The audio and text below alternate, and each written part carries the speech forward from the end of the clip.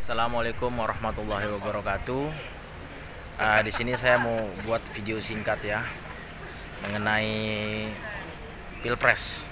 Khususnya saya mau bicara tentang Prabowo dan Anies Baswedan ya. Ini menurut pandangan saya pribadi dan opini saya pribadi ya. Gitu. Jadi dulu waktu Anies maju gubernur, saya dukung Anies karena waktu itu salah satu yang mengusungkan Partai Gerindra, dan Prabowo punya andil kuat dalam mensukseskan Anies sehingga menang jadi gubernur ya. Kemudian saya mengagumi Prabowo sudah lama ya, sejak 2012 saya sudah baca beberapa buku tentang Prabowo. Jadi memang saya kagum dengan sosok beliau ya. Patriotik, ikhlas, apa kata Gus Dur, beliau itu ikhlas, apa adanya ya, nggak neko-neko, dan sangat cinta tanah air. Jadi saya prihatin juga sih, Anies Baswedan ini selalu nyerang Prabowo ya. Kok bisa ya? Padahal 2017 Anies Baswedan ini kan didukung sama Prabowo, Gerindra dan PKS waktu itu yang dukungnya. Sampai Prabowo itu mengerahkan semua masanya, kekuatan partainya, mesin partainya dikerahkan, bahkan gak sedikit biaya pribadinya juga dikeluarkan untuk memenangkan Anies Baswedan. Bahkan statement Anies pada saat itu berjanji jika Prabowo maju Pilpres, dia tidak akan maju, dia tidak akan menjadi bagian daripada pengkhianat kepada Prabowo. Itu statement Anies yang pernah ia ucapkan dan viral ya, gampang dicari di YouTube. Walaupun ketika diklarifikasi, pembelaannya selalu bilang itu konteksnya 2019.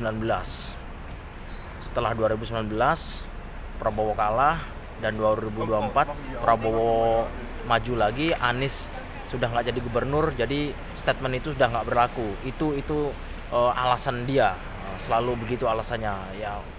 Terserah dia ya mau alasan apa.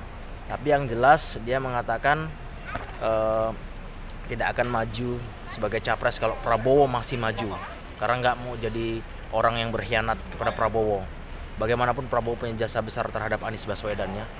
Nah, menurut aku di sini pun secara etika politik Anies sudah nggak punya etika politik ya.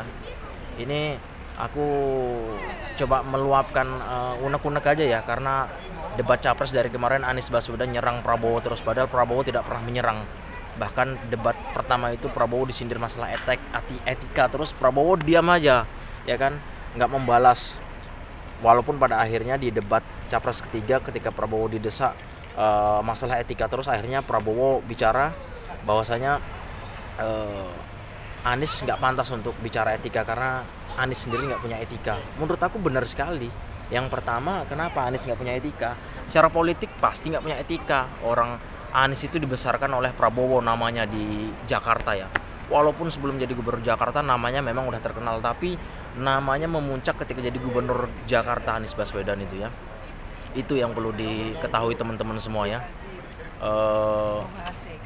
Ya balik lagi ya, yang seperti yang saya sampaikan tadi, menurut aku kenapa Anies nggak punya etika?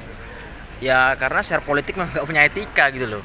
Orang waktu itu 2014 ya kan, Anies berseberangan dengan Prabowo. Waktu itu Anies jadi juru bicaranya, ketua tim pemenangan kalau nggak salah. Anies itu yang jelas ada di pihak Jokowi. Anies itu nggak tahu tim pemenang, ketua tim pemenangan atau juru bicara, yang jelas ada di pihak Jokowi ya.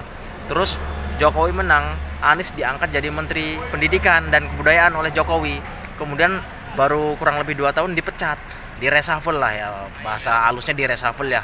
Nggak tahu ya di reshuffle karena apa. Setelah di reshuffle, maaf kata ya, ibarat kata Anies sudah jadi gelandangan politik. Karena apa? Ibarat kata udah dipecat jadi menteri, nggak ada partai ya kan, nggak ada jabatan ya, gelandangan politik bahasa kasarnya kan, gelandangan politik.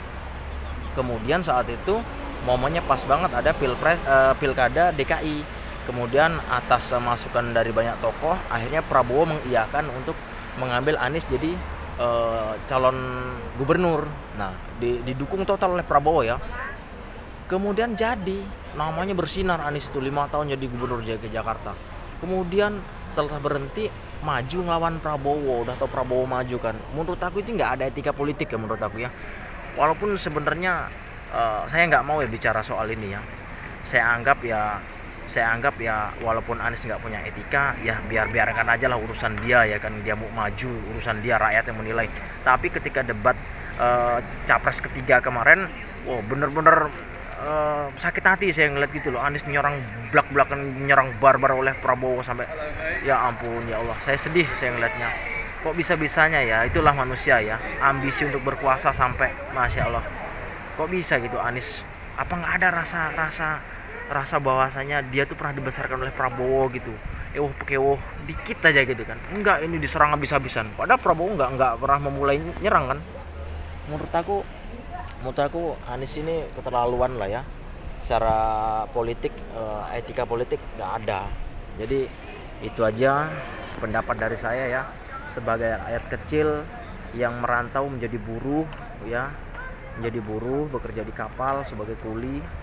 Alhamdulillah sekarang sedang di Portugal, di Funchal, di kampungnya Ronaldo, menyempatkan untuk membuat video tentang pilpres ini ya. Gitu aja. Insya Allah mudah-mudahan Prabowo menang insya Allah. Ya sekarang kalau kita mau bicara dari ketiga capres ini siapa yang terbaik, ya semua masing-masing punya pendapat masing-masing ya. Tapi ketiga-tiganya punya peluang menjadi presiden hebat, dan tiga-tiganya juga berpeluang menjadi presiden nggak benar juga. Tapi balik ke hati masing-masing. Saya Prabowo, saya yakin dan masih setia mendukung Prabowo insya Allah. Semoga Prabowo menang 2024. Amin. Assalamualaikum warahmatullahi wabarakatuh. Funchal, Portugal, 9 Januari 2024. Assalamualaikum warahmatullahi wabarakatuh. Di depan Museum Cristiano Ronaldo. Prabowo Gibran. Tapi walaupun saya nggak dukung Anies, saya hormat kepada ulama-ulama, ijtima ulama, Habib Rizik, UAS, semua saya hormat. Beliau guru-guru saya semua saya hormat. Tapi mungkin kenapa kok hormat nggak ngikutin ijtima ulama ya. 2014, 2019 saya mengikuti ijtima ulama, tapi kali ini saya mengikuti hati nurani.